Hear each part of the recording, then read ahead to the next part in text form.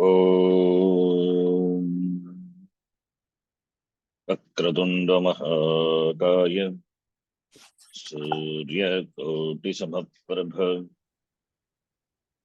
Nirvignam Kuru Me Deva Sarvakaryeshu Sarvada Saraswati Namastubhyam Varade Kamarupini Vidyarambham Karishyami Siddhir me sada Gurave sarvalokanam Bhyaje babaroginam Nidhaye sarvavidyanam Dakshinamurtaye namaha Ishvaro gururatmeti Murti bheda vibhagine Vyomavad vyaptadehaya Dakshinamurtaye namaha Narayanam Padmabhuvam Vasishtham Shaktim cha tatputra parasharam cha Vyasam Shukam Gaudapadam Mahantam Govinda Yogindra Mathasya Shishyam Shri Shankaracharya Mathasya Padmapadam cha Hastamalakam cha Shishyam Tam Totakam Vartikakaramanyaan Asmadgurun Santatamanatosmi Sadashivasamarambham Shankaracharya Madhyamam Asmadacharya Paryantam Vande Guru Paramparam Shruti Smriti Purananam Alayam Karunalayam Namami Bhagavad Padam Shankaram Lokashankaram Apara Karuna Sindhum Jnanadam Shantarupinam Shri Chandrasekhara Gurum Pranamami Mudanvaham Yatkrupa Matrena Puman Purnah Prajayate Tam Vande Brahma Vidhuryam Sadgurum Chandrasekharam Sakshat Kritam Dayanandam Paramarthasvarupinam Tattvajnana Prashastaram Pranatosmi Param Padam Om Sahana Bhavatu Sahanau Bhunaktu Sahaviryam Karavavahai Tejasvinavadhitamastu ma vidvishavahai Om Shanti Shanti Shanti. Not the Kena Upanishad.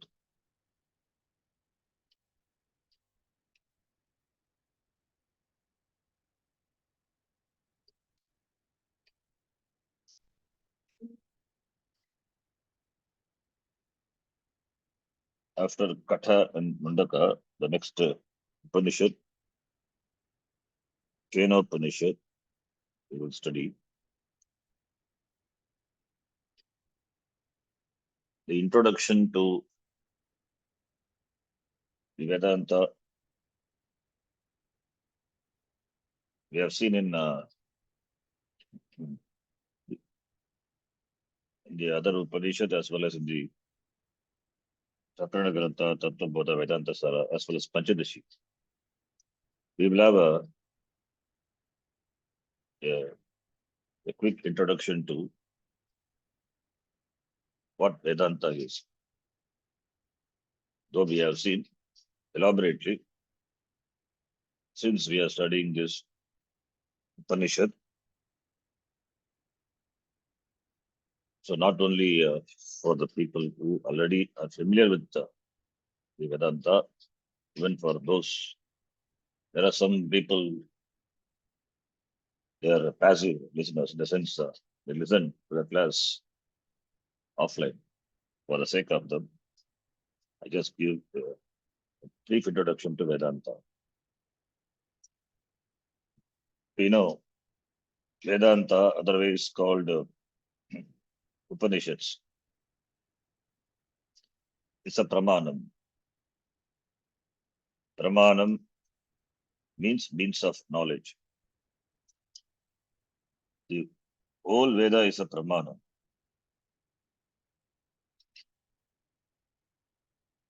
Vindanti Purusharthan Tat Prapti Upayancha Anena iti Vedaha.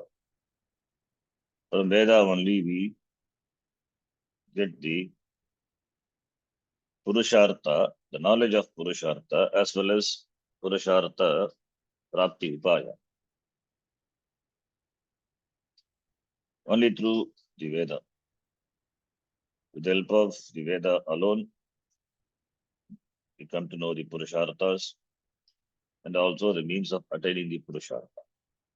That is why it is called Vedaha Vindati Purusharthan. Tat Prapti Upayancha. Anena, by Veda. And Vedas, Chatvaraha Vedaha, there are four. Rik, Yajus, Sama, and Atharva. And each Veda contains a number of Upanishads. The Upanishad is found at the end of each Veda. That is why it is called Vedanta.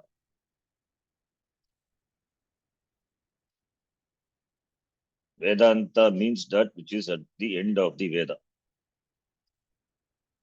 Veda plus Anta, Vedanta. Anta meaning end. It is not the end of knowledge.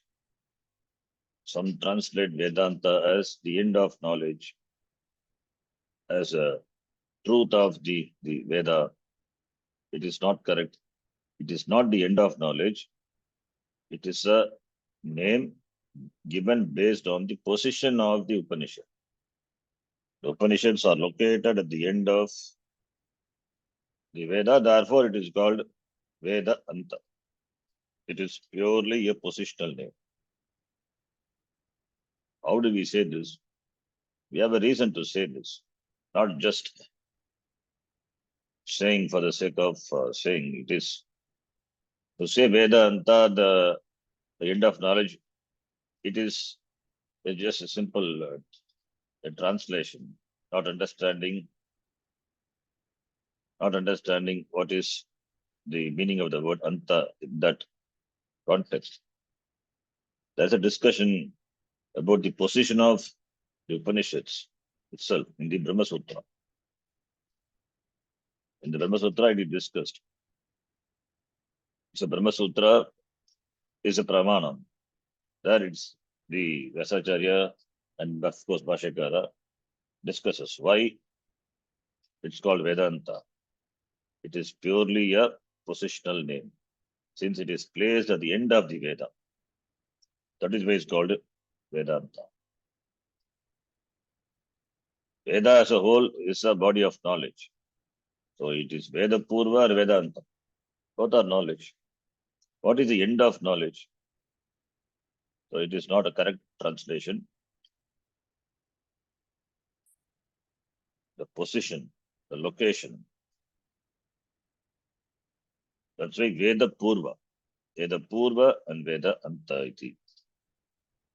Veda Purva Karma Kanda, Veda Anta Jnana Kanda, otherwise Upanishad. The whole Veda is a Pramana. And Vedanta, being a part of the Veda, is a Pramana.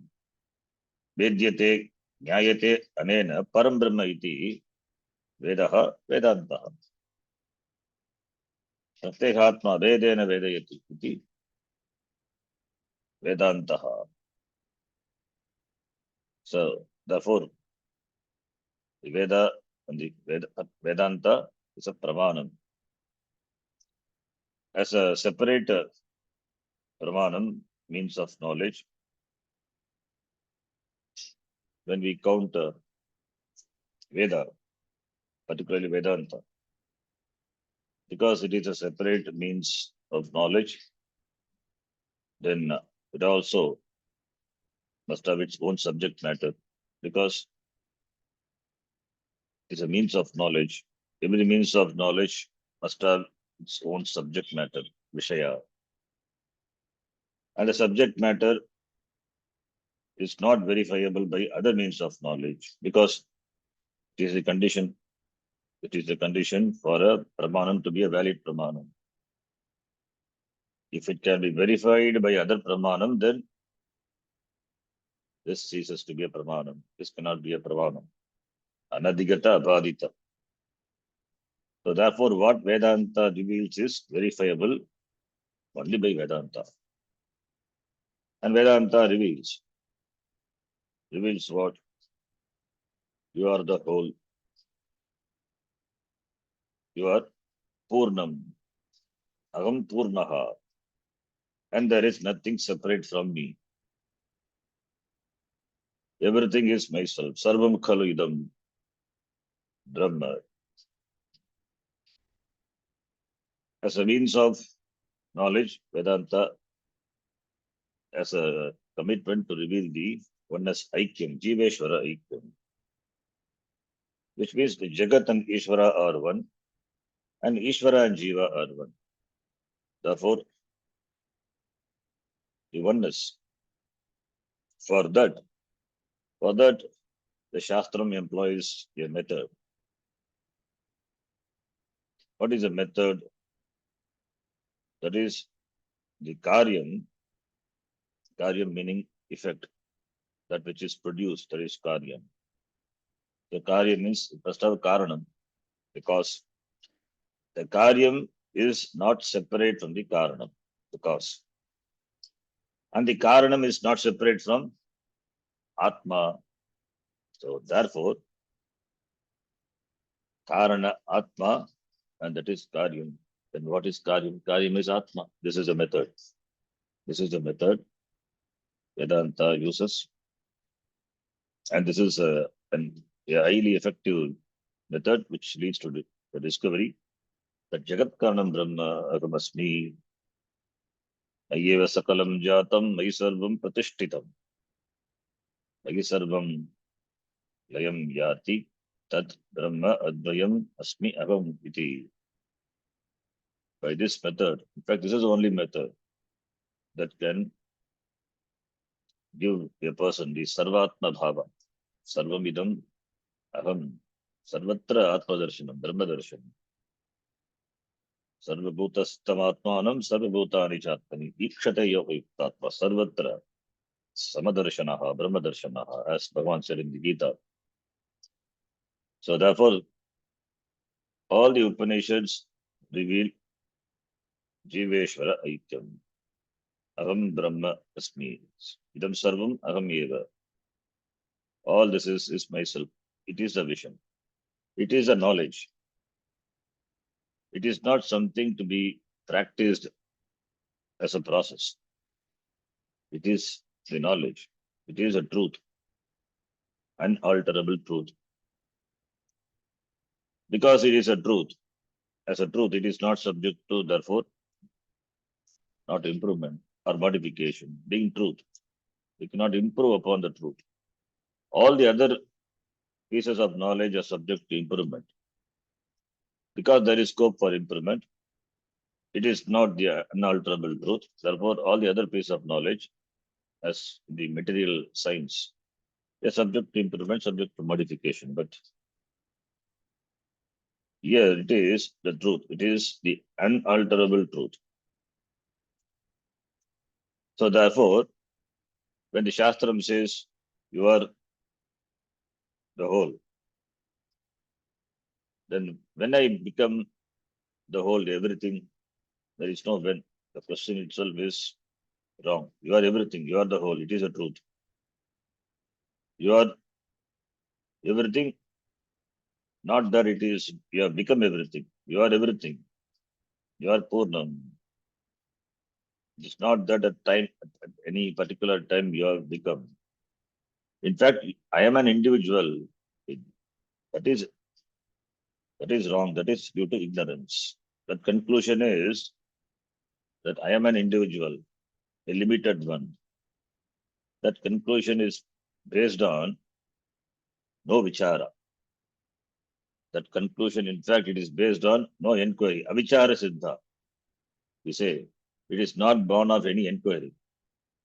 It is not due to any inquiry. No inquiry done, therefore you conclude I am an individual. Avichara siddha. The conclusion, which is the self conclusion, which is based on no inquiry. We just take it for granted. I am so and so. So I am so and so. Or they are the superimpositions, adhyasa. As in the Vedanta Saravisa, there are different matas, opinions with regard to Atma. Sun is the Atma, body is the Atma, Indriyanis are the Atma, mind is the Atma, Vijnanamaya Kosha is the Atma, Anandamaya is the Atma, Ajnanam is Atma. Then Ajnana Upekta Chaitanyam, Atma. Conclusions. So you may say that conclusions based on Shruti, Yukti, and Anubhava, but they're all fallacious. So therefore, Vedanta as a Pramanam, it is committed to remove this Ajnanam by unfolding the vision of oneness. Only Shastram can reveal because it is the Pramanam. The vision is to be unfolded by the Shastram because it is Anadigatatvad. It is not available for any other means of knowledge.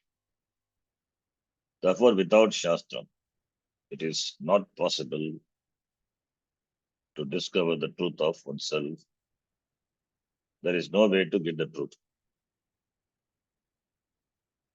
This is an understanding. This is purely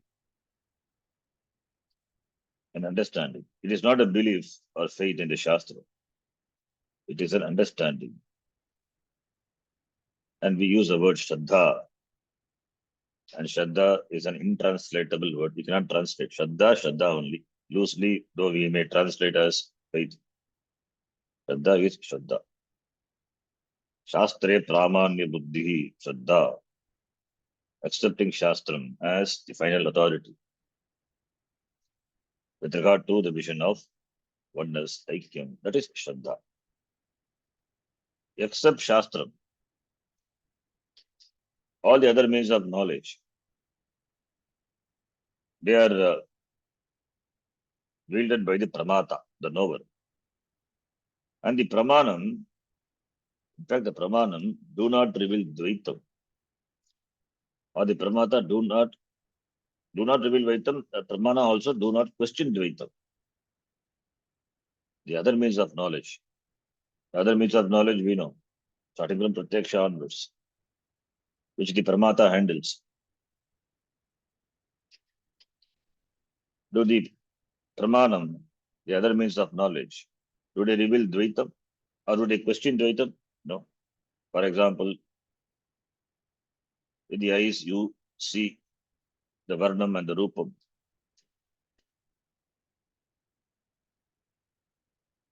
Do the eyes tell you that there is Dvaitam?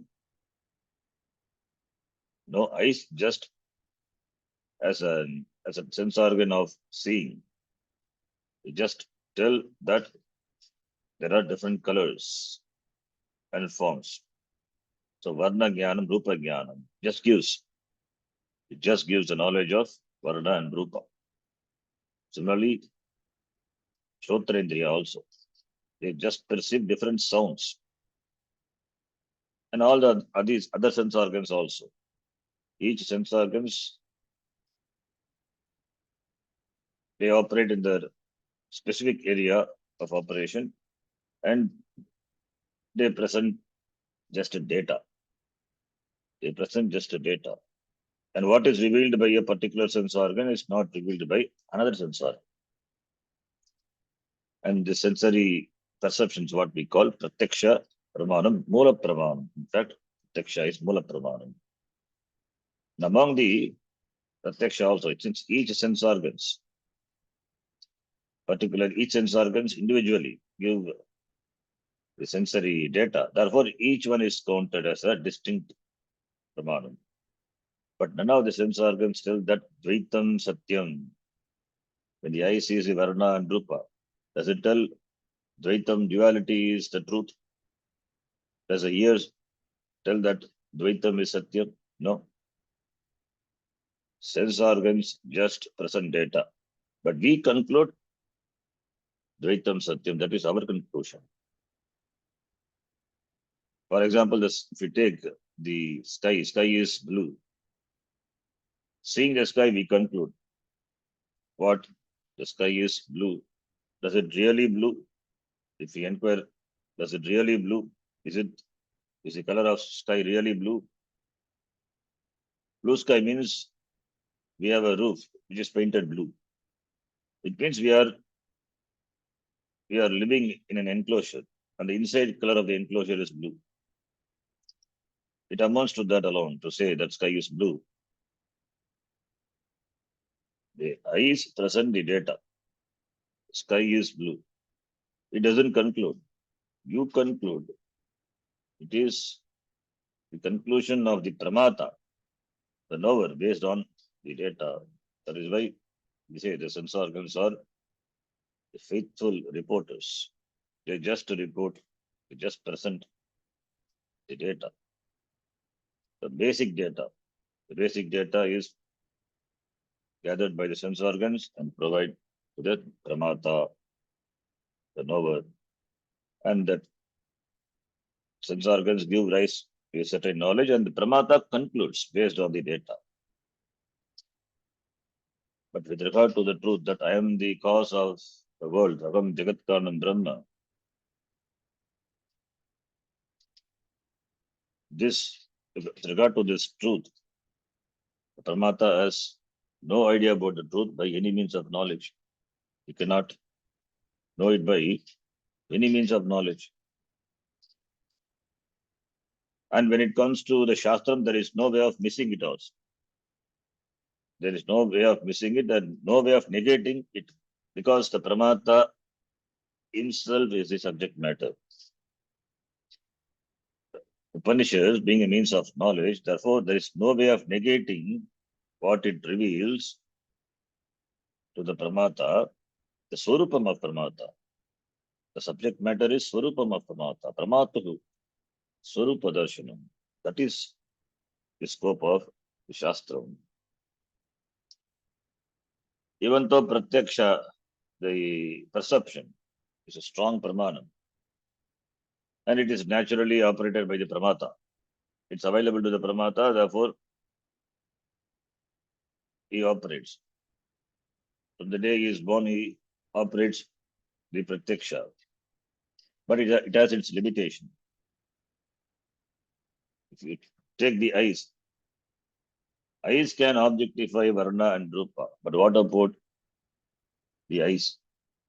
Eyes cannot reveal itself. In fact, it can only be inferred. You don't use your eyes to see the eyes. Ears cannot reveal itself. Ears are there, ears are functioning, it is inference.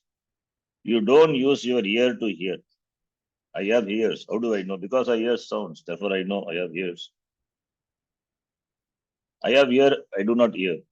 How do I know? Because I do not hear, and therefore I conclude there must be some problem with the ears. So, therefore, when they can reveal only that which are other than itself, how can they reveal the pramatra swarupa?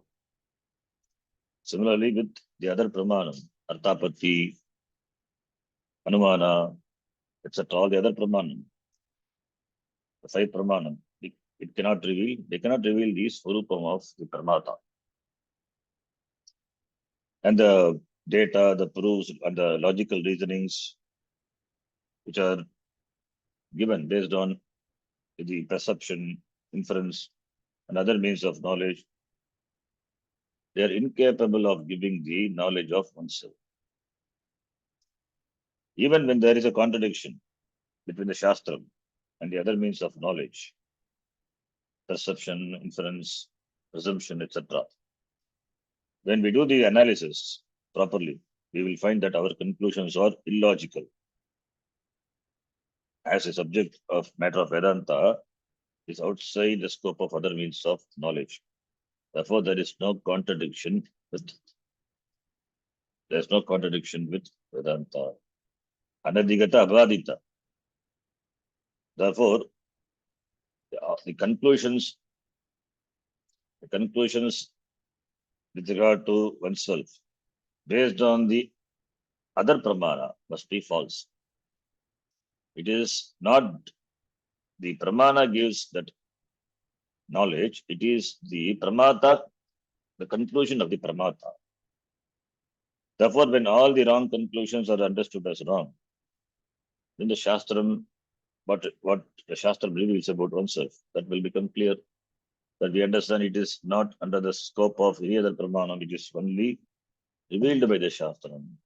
Aham Purnaha, then it becomes clear, Aham Purnaha. Aham Purnaha becomes a fact which is recognizable. It's a recognizable fact.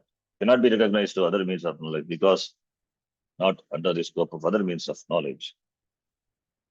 As Atma cannot be the object of knowledge of any means of knowledge, like any other objects of the world. Therefore, the various conclusions which are based on the other means of knowledge, they're all dismissed. It requires simple understanding of the limitations of the, the means of knowledge, other means of knowledge with regard to the specific subject matter. Here it is Pramatra Swarupam. So for Pramatra, for knowing the Pramatra Swarupam, we cannot use the other means of knowledge. This is where the science does a mistake. When you want to know the knower, then you have to come to the Shastra. When you want to know that which is known by the knower, then you can apply science, you can apply other means of knowledge. Even with regard to understanding the objects of the world, we cannot use Shastra because its area of operation is different. So this understanding is important and it is a very big thing. Our whole the entire the spiritual journey, the spiritual inquiry, self-inquiry, it starts with this understanding. Without this understanding, in fact, you can say the journey has not yet begun. Minus this understanding, if an inquiry is made into the Shastra, then what will happen? There will always be doubts. You will always be entertaining doubts. The doubts will be lingering in the mind, and they becomes a pose is serious obstacles in understanding, in knowing the truth. Prativanda. That is why this understanding, what we call Shraddha, it is counted in the beginning itself as an important prerequisite for an adhikari. The sadhana chatushtaya sampatti, Shraddha, Shatka sampatti. With that we count Shraddha. That's an important thing, Shraddha, that is required for an adhikari who is committed to discover the truth of himself. So Shraddha, Shastre Pramanya Buddhi. Shastre Pramanya Buddhi, Shraddha. Shraddhavan Purusho Veda. So therefore it is not blind belief or faith. Shraddha is a very big word and we are helpless in translating the word Shraddha. So therefore, as we have Shraddha, therefore let us inquire into the Shastram. Let us inquire into the Upanishad, Kena Upanishad. And we have seen the meaning of the word Upanishad. The word Upanishad means knowledge of Brahman, knowledge of Atma. The word Upanishad derived from the dhatu shadlu.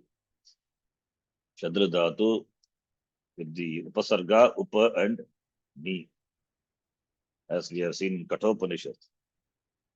Sader dhatoho विशरणगति अवसाधनार्थस्य उपनिपूर्वस्य विप्रत्यान्तस्य रूपम् उपनिषत् इति शद्र धातु. The dhatu pata, you will see the meaning. Visharana gati avasadhana. The dhatu has got three meanings. Visharanam, destruction. Gati, movement, reaching. And avasadhana, weakening. These are the three different meanings of shadlu. To wear away, to loosen, to destroy, then to reach or to know. That meaning also it is there. Bhashakara, the Kathopanishad, as well as in Mundaka also beautifully explained the term Upanishad with the three meanings. And the Upasargas are also important. Upa means Samipe, near. Ni is Nischayarthe Ni, definiteness. That is why it is clear, definite knowledge. Samyak Darshanam. It says Samyak, clear vision, not clouded vision. Clear vision. Clouded vision is as though no vision. Pratibandha ka jnanam is jnanam only. Therefore, clear, ni is important. And upa is near. What is that which is near? Near is always, the nearness is always understood. That is always understood with reference to something we call near. For example, nakshatrani compared to nakshatras. Sun is near. Compared to sun, moon is near. Compared to moon, this Jagat, this world where we live, that is near. And my house is near. In the house, I am, and I am near. I am near to myself. When I say I am means I mean that is with that body, mind, sense, Sharidamana Sangata. I am near. And what is the nearest? Body is the nearest. This is what the conclusion. This is what the understanding of the people. I am near to yourself means my body is near. Because there is Sharidamana Sangata, Abhimana. Abhimana is therefore body is near. This body is me, therefore body is near. Body is the nearest. Therefore, if the body is the nearest, then body becomes I. And body is it really near? No. Body is, in fact, it is far when it compared to the manaha, mind. Mind is near. Mind is in the mind only the thoughts happen. Therefore, from the standpoint of the mind, even the body isn't a thought, it's a vritti. It's an object of thought. Body is an object of thought. And any object of thought must be any object must be far, because the thought is an object thought. Because it is an object, therefore object thought in the mind. Body is an object of thought. Therefore, the body also must be far when it is compared to the mind. So thought itself is an object with reference to the subject, the pramata, the knower. So therefore, so like that, if you do, then what is near? The subject is near. That is what the inquiry we are going to do. What is that subject? Body, mind, its senses, of course, they are also far only. And it is compared to the subject. The subject is the nearest. That is, the Atma is the nearest. It is you. Nothing can be closer to Atma. Nothing can be farther to Atma also. So Atma, which is the nearest, Upa, that is, it is used here in the sense of that it is not far away, never remote. You don't have to look for look for it outside. In that sense, upa, closest, samipe. Samipe means how much closer? It is you, that is the closeness. Immediate, atma is immediate. Aparoksha, that is the meaning. Aparoksha, upa is aparoksha. It is myself, that is the near. Sakshat aparoksha, aparoksha. Therefore, it is self-revealing, self-evident. Therefore, only it cannot be objectified. Anything which you objectify, it is far from you. That which cannot be objectified, who cannot be objectified? The subject, the Atma. That is, that is what here the meaning of the word Upa. So Upa indicates that it is not subject to distance. It cannot be objectified by a thought. This is the meaning of meaning of I. Who am I? In that I, the inquiry. It is you. And with regard to this I, the general understanding is that based on the different roles what we play in our vyavahara, in our daily transaction. So I am a son, I am a father, daughter, a friend, employee, citizen, etc. So these are the notions which we form based on the role what we play, and therefore we have a self-image with which we interact with the world. So then what is this I? To have a clear understanding of who am I, therefore I need to analyze who I am, what I am. At the same time, negate what I am not. Shastram does that. That is the inquiry. That is what vichara is. It involves a lot of analysis. What am I and what I am not? And that leads to jnanam, self-knowledge. This knowledge is what is indicated by the upasarga in the word Upanishad. Upa plus ni plus shat, Upanishad. It means the knowledge which is about that which is not far. It means it is you, that is Atma. Therefore, self-knowledge. And because ni is there, it is doubt-free. Doubt-free, clear self-knowledge. Simple translation of the word Upanishad. Ni is nischaya, nischayatmaka. Upa is, it is so close, it is you, Atma. Nishat, Shadlu, knowledge. So doubt-free, clear self-knowledge. One may ask, it is about me, then this. What about this ajnanam? Because of ignorance. Because of ignorance, the knowledge is clouded. Therefore, that ignorance, what to do with that ignorance? Knowledge happens, that ajnanam is jnana virodhi. When knowledge happens, ajnana goes away. The ajnana should undergo complete destruction. Like the tree is uprooted completely, so that doesn't grow. Similarly, this ajnanam, which is the cause of samsara, sorrow, has to be completely uprooted.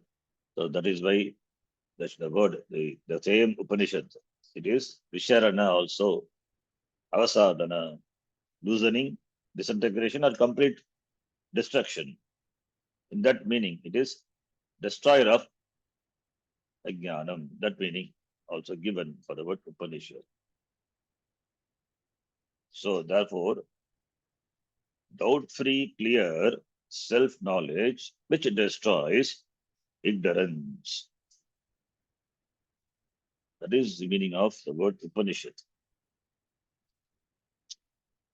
So when the Ajnanam is destroyed by Jnanam, the person becomes free. Person is free. So that is that is what the Upanishad reveals. All the Upanishad reveals the same knowledge, reveals the same truth. So as we have seen in the Mundaka and the Kata, the in the Kata Upanishad, Eko Vashi Sarvabhutantaratma. ekam rupam बहुधा करोति तमात्मस्थं येन पश्यन्ति धीराः तेषां सुखं शाश्वतं नेतरेषाम्. Says that ekah ashi sarvabhutantaratma atma. It talks about atma, self knowledge. Kathopanishad, important mantra this. Similarly in Mundaka, Sayoga Vaitat Paramam Brahma Veda Brahmaiva Bhavati Na Asya Brahmavit Abbrahmavit Kule Bhavati Tarati Shokam Tarati Papanam Yogagrantibhyo Vimuktaha Bhavati becomes free. One who recognizes Brahmavit Brahmaiva Bhavati. Knowing Brahma is Brahma. He becomes Amritaha Bhavati. Yogagrantibhya Vimuktaha Bhavati. So therefore, the same knowledge only, in fact, all the Upanishads. Only the words, the language is different.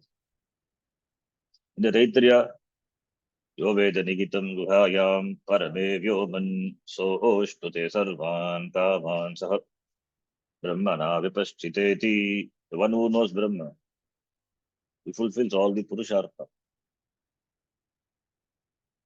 Sarva purushartha praptihi. How? By knowing Brahma. There's nothing else to be known. So because it is me, therefore aham must be purnaha. When aham purnaha, there's no samsara. I am free. Aham vimuktaha. Aham free. I am free. That is what the revelation. Therefore, all the Upanishads they reveal the same truth because different Upanishads are there. One should not think it conveys different truth. Truth is same. Topic is same. Maybe the prakriya, the methods which the Upanishads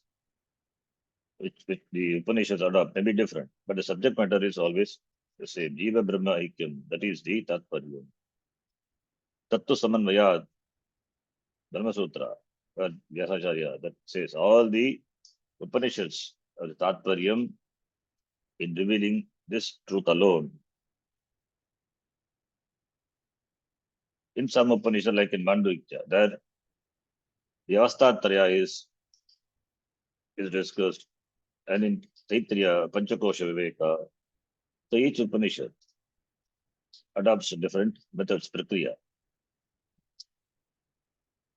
So the prakriya, the methods are used to arrive at the truth, to make us see the truth. So in that sense, the prakriyas are important. But ultimately, what it reveals, that there is no difference. Therefore, the, the third Upanishad, which we are going to see, is Kena Upanishad. And we know there are, why do we study Kena Upanishad also? There are 10 Upanishads, which we call major Upanishads. Major in the sense they are important. They're important in the sense because the Vakyas, the statements of these Upanishads are used for discussion. They are used in Brahma Sutra. They are used in Brahma Sutra by Vyasacharya. Janmadhyasya yataha, for example, the Sutra. Janmadhyasya yataha. Janmadi yataha. Yataha, the word from that. By hearing the word yataha, it should strike in our mind. Yato bha imani bhutani jagyante. There, the tatastha lakshanam of Brahma is talked about. Janmadhyasya yataha. So, therefore, from the connection, the Brahma Sutra, nothing but they give the meaning of the Tatparya of the Upanishad and the sutras basis on the 10 Upanishads. And Pashakara quotes also from 10 Upanishads to give a, as Brahma Sutra, it's a Nyaya Grantha, Nyaya Shastram, give a logical support to the statements of the Upanishad. And the 10 Upanishads are Ishakena Kata Prashna, Mundamandu Kyutitrihi, Aitariyam Chachandogyam, Bragadarayam Tatha. So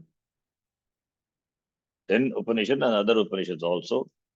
We study Kaivalya, etc. They are not counted, but that is another table here. Table Upanishad and other Upanishads also. There are some Sannyasa Upanishads, Yoga Upanishads, Amrita Bindu Upanishad, another Upanishad. So there are different Upanishads belong to different Veda. Ishavasya, Ishopanishad, Ishavasya Upanishad belongs to Shukla Yajurveda. Kena Upanishad, Samaveda. Kathopanishad, first Upanishad what we have seen, it belongs to Krishna Yajurveda. Then Prashna Upanishad, Atharva Veda. Mundaka also Atharva Veda. Mandukya also Atharva Veda. So among the 10, the 3 Upanishads belongs to Atharva Veda. Prashna, Mundaka, Mandukya. Taittiriya, Krishna Yajurveda. As Kathopanishad, it is also Taittiriya, Krishna Yajurveda Upanishad. Then Aitareya is the only Upanishad that belongs to Rigveda. Chandogya, Samaveda. Chandogya and Kena Upanishad, Samaveda. Brihadaranyaka, Shukla Yajurveda. So 2 Shukla Yajurveda Upanishad, Isha and Brihadaranyaka, Ishavasya Upanishad and Brihadaranyaka. Samaveda, 2 Upanishads, Kena and Chandogya.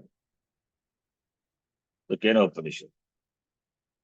Based on the Veda, based on the Veda, the Upanishad belongs to the Shanti Pata differs. Every Upanishad, the Patanam begins with the Shanti Pata. For all Shukla Yajurveda, Purnamadaha is the Shanti Pata. Purnamadaha, which we generally chant at the end, for Shukla Yajurveda, in fact, we chant at the beginning, it is a Shanti Pata. And for Krishna Yajurveda, Kathopanishad Sahanavavatu. Whereas for Taittiriya Upanishad, depends on the Vali. Shanno Mitraha also it is there, and Sahanavavatu also it is there. For Taittiriya Upanishad. And the Prashna Upanishad, Mundaka and Mandukya, since all these 3 Upanishads belong to the same Veda, Atharva Veda, so Badram Garne Bihi. Badram Garne Vishnunayama Devaha, that is the Shanti Pata.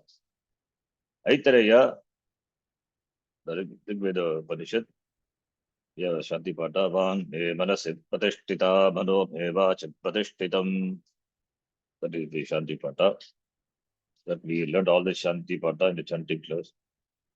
Then Brihadaranyaka, of course, Shukla Yajurveda, that is Purnamadaha.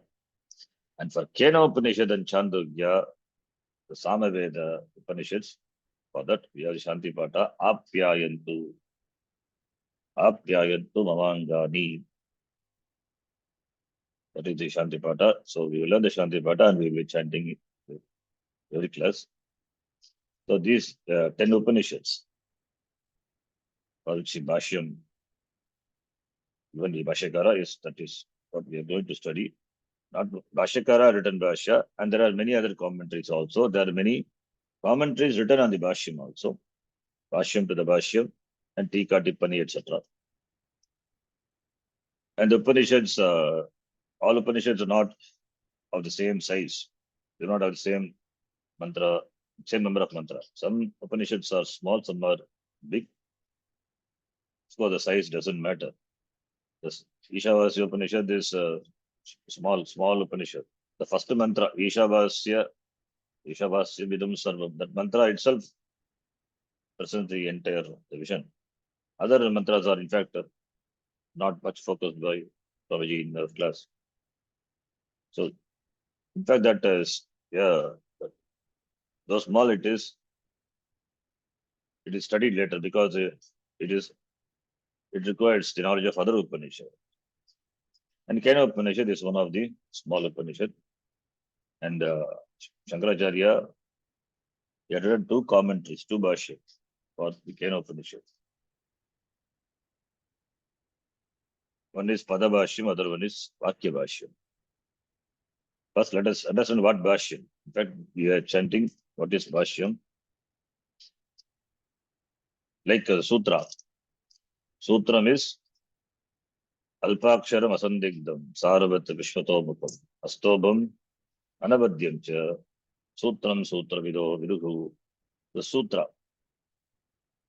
On the sutra, there are commentaries. That is called Bhashyam. In fact, Bhashyam, we call Bhashyam only that which is written on the sutra. Because the sutra, the meaning of the sutras have to be unfolded.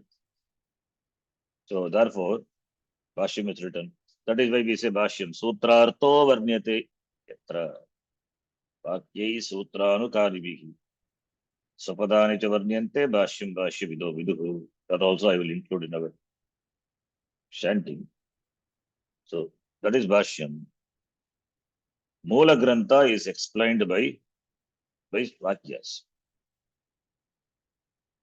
The words are the words of the Moola are connected in are commented in sequence. That's called Bhashyam. Bhash means to say. So Bhashyam, that which is told well, explained well. What is explained? The Sutra. That is why we say that Panini Sutram, the commentary to that, Mahabhashya. It is Mahabhashyam, the commentary to that. Similarly, other sutra, there are other sutra, if at all there is Bhashyam, like Patanjali Yoga Sutra, etc. But what about Upanishad? Are Upanishads sutra? Though they are not sutra, they are sutravat. They are considered to be likened to. Like sutra, they are difficult. They require explanation, interpretation. So therefore, they are sutravat. That is why the commentary to the sutram is called Bhashyam. And Bhashyam, then there is a commentary to the commentary. Commentary written on the commentary. And that is called Vartika. Like the Sutra, we have Vartikam. Similarly, here also we have Vartika. And Vartika Kara, famous Vartika Kara is Sureshwaracharya. In fact, there is a definition of Vartika, as we have definition of Sutra, Bhashya, similarly Vartikam also. Ukta Anukta Duruktanam Chinta Yatra Prasajyate Tam Grantam Vartikam Pragahu Vartika Jna Manishinaha. That is what is said in the commentary is explained. Uktam as well as Anuktam, what is not said also.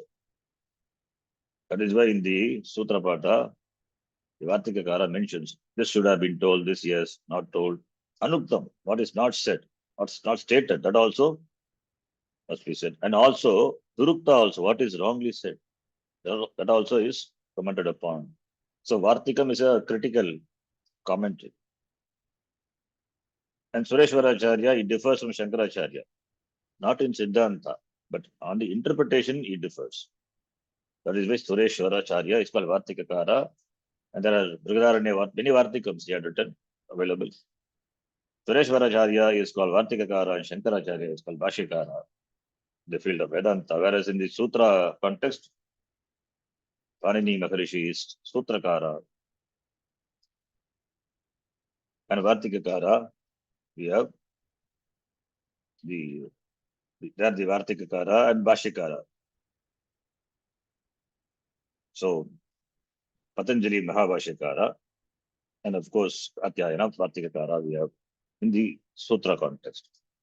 So in the Vedanta context, we have Shankaracharya Bhashikara and Sureshwaracharya Vartika. And there's something called Kashika also. Kashika is also a commentary on the original text. And the original commentary, that is Anbhashya. And they are independent in their approach. And you will not Kashika, Karika. Kashika is a name for the Sutra Grantha. Okay. Karika, not Kashika, Karika. Like Mandukya Karika, we have. Karika is in the form of the poetry. Bhashyam is written in a prose form. And Karika in a poetry form. Therefore, we have Mandukya Karika. It's called Karika. And there are many Karikas. In fact, Karika available.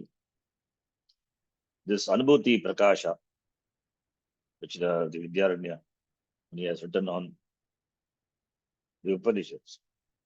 That is in the form of the shloka, karika. So the Vartika and karika, they are, you will see Vartikam also in the form of the poet. Vartikam as well as karika. The Mandika karika of Gaudapadacharya is very famous one. It's a famous one. So we have Sutra, then Bhashya, then Vartika, then Karika. Then we have Vritti. That Bhashyakara uses the word Vrittihi. Vrittihi Arabhyate, he says. Vritti means brief explanation. It's also a commentary. So,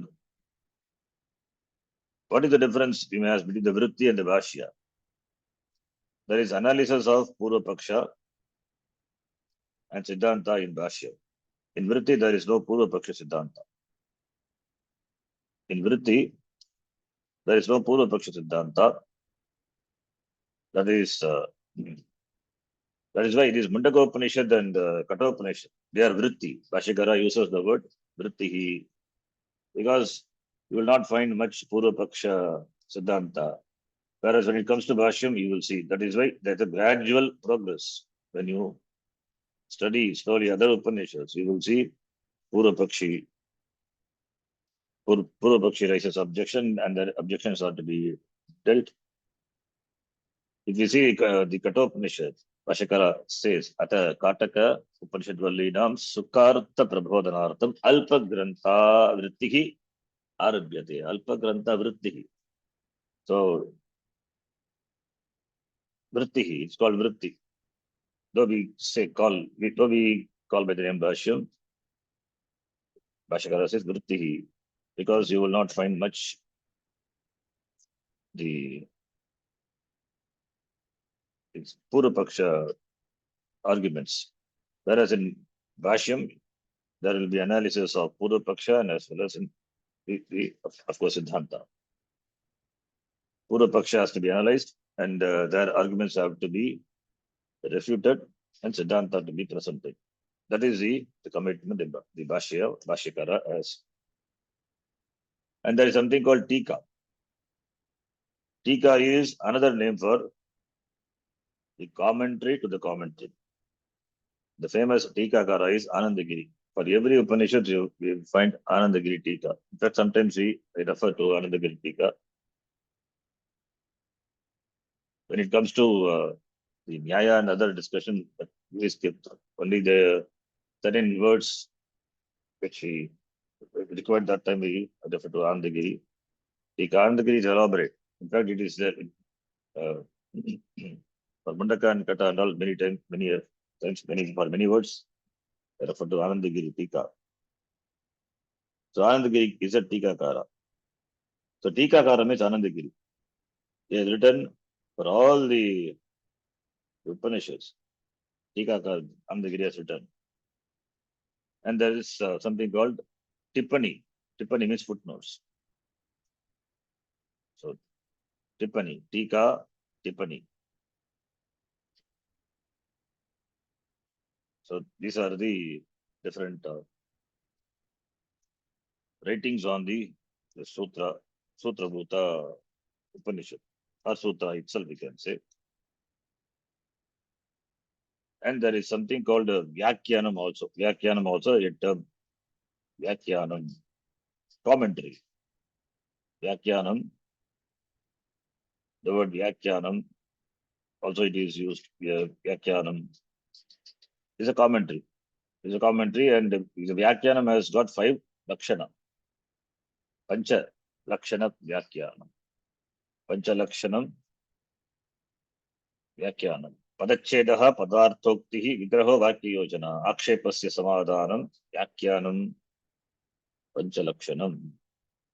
Padachchedaha Sandhi. Padachchedaha. Splitting the words, breaking the words. Because the words are combined, you have to break it. So Sandhi and Samasa, it is a strong combination. There you have to know what the Samasa. So they have to be resolved. Vigraha Vakya need to give for the Samasa. So that's why Padachchedaha Padarthoktihi Vigraha. Vigraha resolving the compounds. So Padacheda and Vigraha, they are grammatical. And Vakya Yojana, you have to listen the syntactical connection of the words, rearranging the words, the order of the words, and arriving at the sentence. Vakya Yojana, you can call loosely Anvayaha. Then Padarthokti means the Padartha means uh, the meaning of the sentence is given. The meaning of the words and of course, meaning of the words and the meaning of the Vakya, the sentence. Padarthokti. Padasya arthaha padarthaha. So what is conveyed by the words. And akshepasya samadhanam. Then the meaning of the sentence as well as akshepa, objection. That is also to be presented. This Vyakyanam. Vyakyanam Panchalakshanam.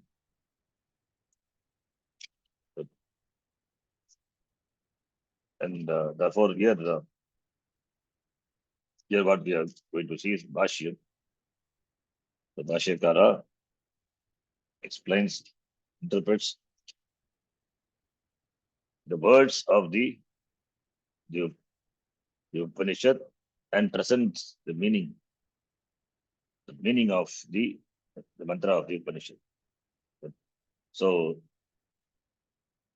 Swapada, the words he uses and the meaning of the words he explains, and the Vakya, the sentence, the Vakya, the mantra, that also he explains. First, the meaning of the words.